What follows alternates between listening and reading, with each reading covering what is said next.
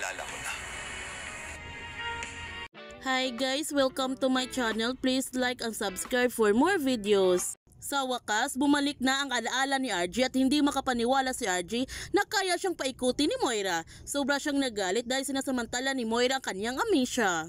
Bumalik naman kaagad si Lynette sa kinaroonan ni RJ para sabihin na meron ng mga rescuer na dumating at makakalabas na sila sa loob ng mall. Kumapit lamang siya. Ang sabi ni RJ, "Lynette, naalala ko na ang lahat." Sobrang nagulat si Lynette dahil bumalik na ang alaala ni RJ. Samantala, humihingi naman ng tulong si Precious nung natrap siya sa loob ng building. Sumisigaw naman si Annalyn para marinig siya ng bata. Habang si Doc Ken sobrang nagalala na hindi na niya makontak si Zoe at hindi niya alam kung na-rescue na ba sila o hindi pa. Ang sabi ni Doktora Joanne, paano kung talagang patay na si Moira? Kawawa naman si Zoe, mahal na mahal pa naman niya ang kanyang ina. Gayon pa man, sumisigaw din si Doc Lyndon kung nasaan na si Precious upang marinig siya ng bata, pero biglang nagpakita sa kanya si Emily na parang sinusundo na siya nito. Sa pagbabalik ng alaala ni RJ, ito na kayang katapusan nila Moira at Zoe.